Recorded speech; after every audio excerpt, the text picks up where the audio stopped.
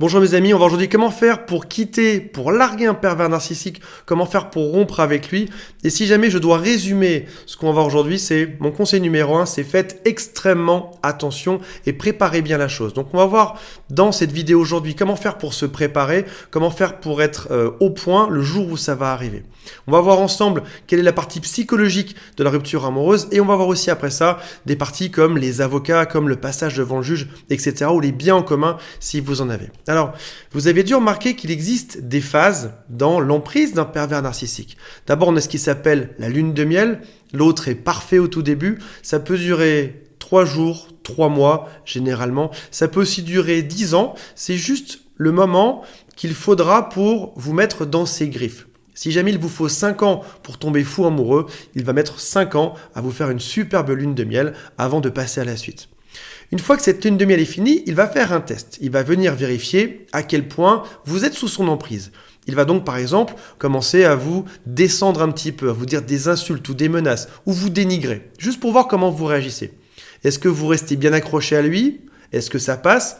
Ou est-ce qu'il doit continuer cette phase de lune de miel ? Une fois que la lune de miel est faite, une fois qu'il a testé que vous étiez bien sous son emprise, que vous étiez bien amoureux ou amoureuse, il va alterner les phases de dénigrement, puis les phases de love bombing. En gros, il va mettre un petit peu de négatif, puis un tout petit peu de positif. Il va saupoudrer dessus avec quelques phrases très gentilles comme « Je suis désolé pour tout à l'heure, je t'ai critiqué, mais tu sais que je t'aime, je tiens énormément à toi. » On a toujours tous ces beaux projets ensemble. Et puis, il va recommencer le lendemain à vous dénigrer. Et puis, encore une fois, après ça, il va saupoudrer avec un tout petit peu de positif.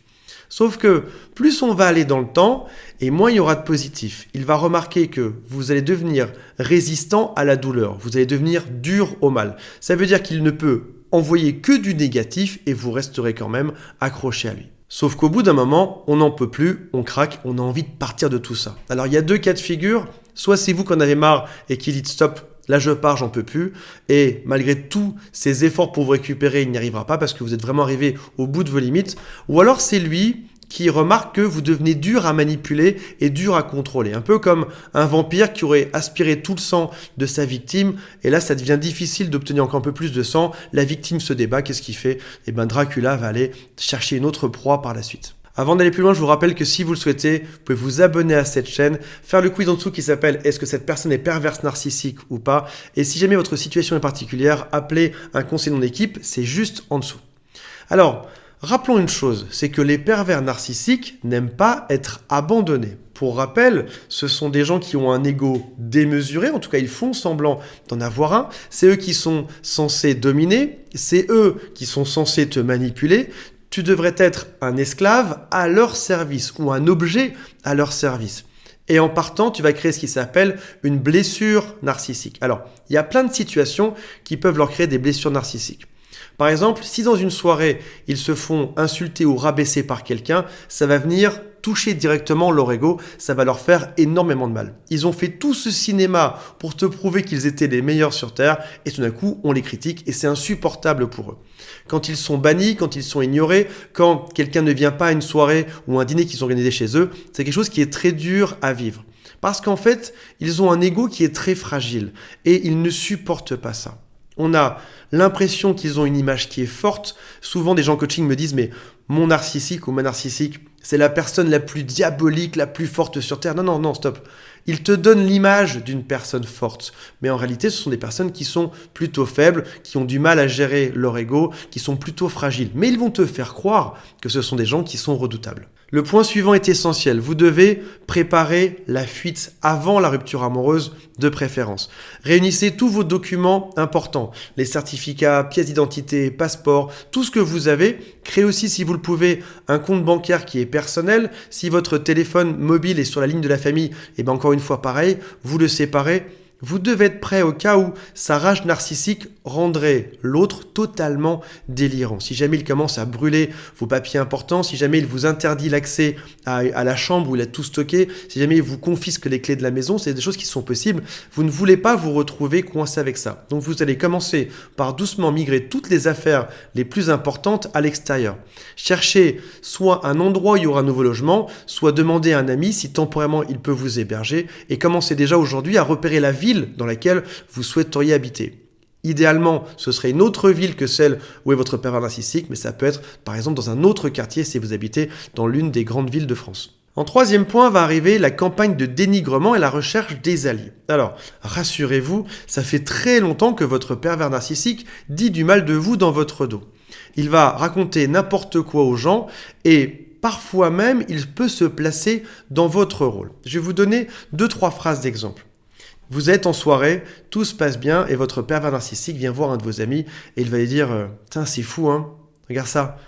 Elle a l'air en forme, hein. Oui, il a l'air en forme, hein. Mais ce que tu sais pas, c'est qu'en fait, ça va pas du tout. Ça va pas du tout. Il prend des médicaments, il boit beaucoup trop. Là, c'est déjà son 2e verre. Il prend des médicaments à la maison. Il m'a confié qu'il était déprimé ou qu'elle était dépressive en ce moment. Donc, même quand tu t'amuses, le pervers narcissique avait déjà planté, à l'époque, dans ton dos, des choses contre toi, même si tout se passait bien à l'époque. Et il peut, comme on l'a dit, se placer dans ton propre rôle. Donc, en fait, tout ce qu'il te fait subir, il va se décrire comme étant lui-même la victime.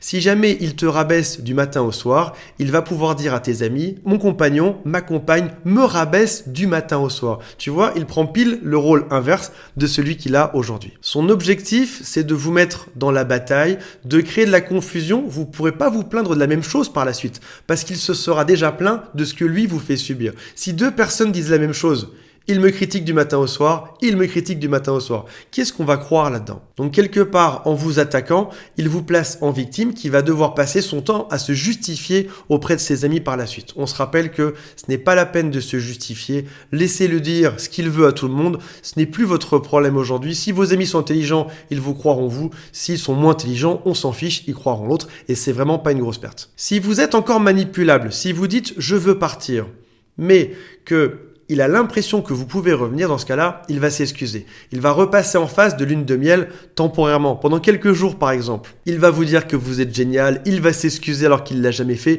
Il va même faire des tâches qu'il n'avait jamais fait de toute la relation amoureuse avant. Il y a quelque chose qu'il sait parfaitement, c'est que plus on avance dans la relation et moins on est manipulable. Si une personne t'a critiqué tous les jours pendant 1 an et que tout d'un coup elle s'excuse, elle est bien pendant 2-3 jours, tu auras toujours en toi ce doute. Tu vas dire, mon coco, ça fait 365 jours que tu dis du mal de moi, là temporairement tu t'es excusé, mais je garde en moi le souvenir que c'est pas le fait que tu t'excuses pendant 2 jours qui va changer, que l'impression dans ma tête, c'est peut-être que tu es en train de te foutre de moi aujourd'hui. Il va te dire exactement ce que tu vas entendre. Si au contraire, il a l'impression que c'est foutu pour toujours, que t'es parti, que t'es trop dur à être manipulé aujourd'hui, dans ce cas-là, il laisse tomber et il trouve sa prochaine victime. Il peut se remettre en couple en quelques jours, voire même parfois en quelques heures. Il avait déjà quelques coups d'avance sur toi. Ça fait peut-être 6 mois, 1 an ou 2 ans qu'il est en train de séduire d'autres personnes par derrière, dans ton dos, sur Instagram, sur les sites de rencontres, etc. ou dans son réseau d'amis proches. Et donc, il n'a plus qu'à activer cette carte-là. Dès que ma victime numéro 1 part, j'ai 5 autres victimes potentielles. Je vais juste aller vérifier laquelle est prête aujourd'hui. On en arrive aux mensonges et aux plaintes, qui est quelque chose qui est très fréquent. Beaucoup de gens vont à la police, au commissariat, parce que malheureusement, il y a des plaintes qui sont abracadabrantes contre eux. C'est quelque chose qui est très fréquent. Vous allez voir, on finit par s'y habituer. Et toi, ce que tu espères, c'est qu'au bout d'un moment, il y a un genre d'apaisement, comme dans une rupture classique. Dans une rupture classique, on se dispute au début, mais à la fin, on trouve de l'apaisement. Là, malheureusement, parfois, ça peut durer 6 mois, 1 an, 2 ans. Ça peut aussi durer toute une vie, jusqu'à 50 ans parfois. Mais il faut savoir une chose, c'est que ça fait juste du mal au début. Au bout d'un moment, quand ça arrive, au bout de quelques mois ou quelques années, tu fais ouais, ok, comme d'habitude, j'ai l'habitude, ils me connaissent à la police, ils me connaissent au commissariat, c'est vraiment pas très grave. Et puis l'autre finit par se décrédibiliser aussi auprès des forces de l'ordre à force de te faire convoquer pour n'importe quoi. La police n'est pas folle non plus, il vaut bien au bout d'un moment que c'est toujours la même personne qui est attaquée pour n'importe quoi. Il peut aussi utiliser les enfants. Alors c'est pas systématique, on a vu dans d'autres vidéos qu'il y avait les enfants qui étaient en or, les enfants dorés, on a vu qu'il y avait les enfants frigo, ceux qui apportaient des ressources narcissiques aux parents, comme par exemple un enfant qui serait futur star de cinéma ou très bon danseur, qui va être utilisé pour venir combler l'ego narcissique du parent ou une minimise par exemple.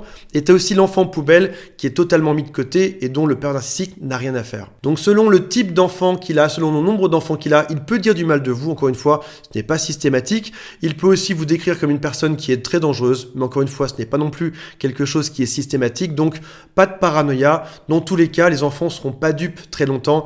Des fois, j'ai des gens en coaching qui me disent « Oui, mais mon fils a 19 ans, ça fait déjà 5-6 ans qu'il se fait laver le cerveau. Ne t'inquiète panique pas. Même si à 21 ans, il a encore un peu dedans, peut-être qu'à 23, il va enfin réaliser qu'il y a peut-être un problème quelque part. Allez-y toujours avec beaucoup de calme. Ne critiquez pas l'autre parent. Encore une fois, on ne se défend pas, on ne critique pas l'autre, on ne se défend pas non plus auprès de ses amis.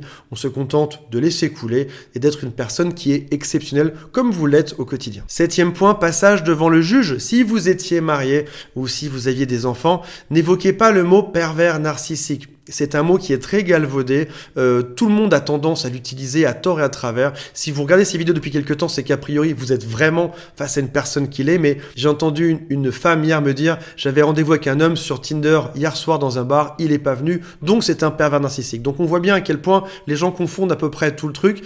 Et c'est quelque chose, tant qu'on ne l'a pas vécu, on ne peut pas vraiment savoir exactement ce que c'est, même si on est un avocat, un juge, une force de l'ordre. Il faut l'avoir vécu. Et je pense que si vous regardez ces vidéos, c'est que vous êtes vraiment face à ça. Mais dans le doute, ne l'évoquez pas du tout. Contentez-vous d'être factuel.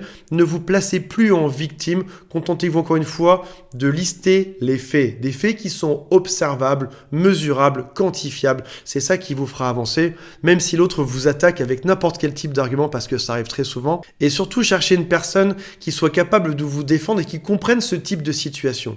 Comme un avocat, par exemple, qui aurait déjà eu ce cas de figure par le passé. Comment le savoir? C'est très simple. Posez-lui juste la question ou encore une fois, donnez-lui 2 ou 3 éléments factuels pour savoir si c'est bien dans son rayon ou pas. Pour conclure, oui, bien sûr c'est difficile de se dire je vais quitter l'autre, il m'a menacé, il va le dire à tout le monde, il va me faire un enfer, je vais devoir fuir, mais c'est difficile, mais toujours moins que de rester dedans pendant encore 10 ans. C'est un peu comme si vous aviez une carie et vous me disiez oui mais c'est très dur d'aller chez le dentiste. Oui, c'est dur, mais toujours moins dur que d'avoir une carie pendant les 10 prochaines années. Donc on est courageux, on fait ce qu'il faut faire et ça va bien se passer. Voilà mes amis, il y a le quiz en dessous qui s'appelle « Est-ce que cette personne est perverse narcissique ou pas ?» et on se retrouve très bientôt. Dans tous les cas, je vous souhaite beaucoup de courage parce que je sais que c'est pas forcément facile, mais il y a une vie qui est tellement belle par la suite que je suis persuadé que vous allez être émerveillés de voir à quel point le monde peut être beau après un pervers narcissique. Salut à tous, bye.